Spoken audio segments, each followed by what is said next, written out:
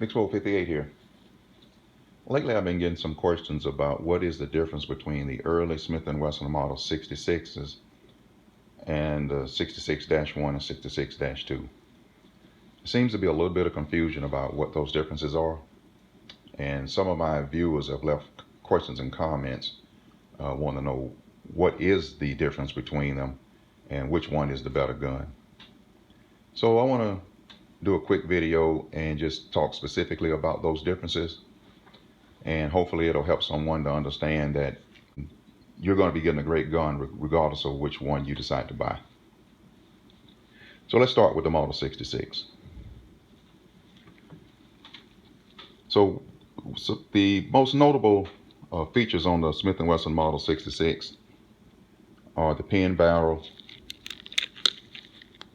and the recess or counterbore cylinder. And the other feature is it has the large Smith & Wesson logo on the right hand side of the gun on the side plate. Now all Model 66s are 6-shot 357 Magnum revolvers.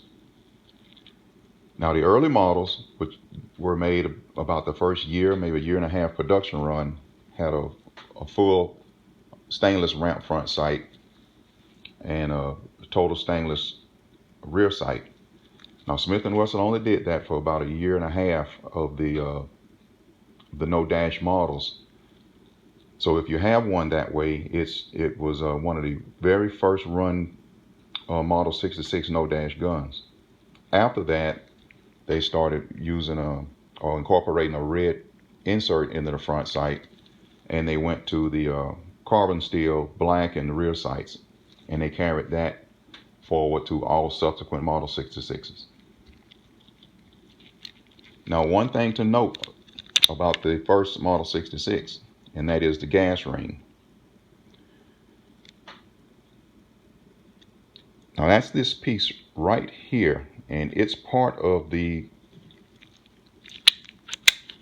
center yoke assembly.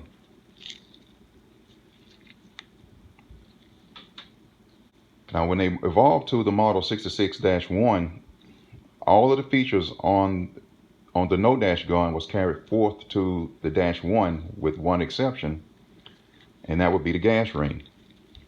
That gas ring assembly was actually changed, and it became part of the cylinder face right here, and it was removed from the yoke assembly. The counterbore cylinders came forward from the no dash up to the dash one, as well as the pin barrel and the right side plate logo. Now later versions of the dash one, Smith & Wesson started to phase out pinning the barrels and recessing the cylinders. So there are some versions of the 66-1 that actually will not have pin barrels or recessed cylinders, or one and not the other. So if you have or run across one like that, it's not a gun that's been modified in any way. It's just that's what Smith & Wesson did. They phased out pinning the barrels and recessing the cylinders prior to starting the official run of the 66-2.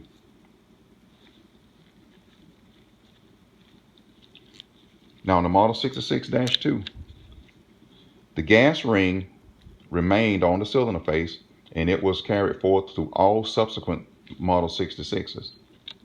Well, the three features that were no longer made on the Model 66, Smith & Wesson discontinued pinning the barrels, and they did away with the recessed cylinders.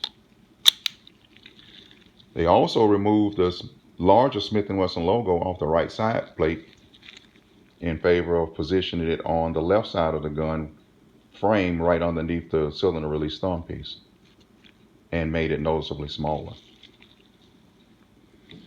And that's the only difference between the 66-1 and the 66-2. Now, all of these models, you had 3 trigger and 3 hammer options. So you may see different hammers and different triggers on any of these models, as well as you had two different wooden stock options. Now all of these have extractor cutout stocks, but you also had an option of from the factory of getting the speed loader cutout stocks.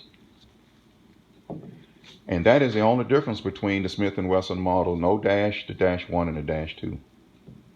Now regardless of which one you get, you're getting a really great gun, and they're all equally of high quality and all equal shooting enjoyment.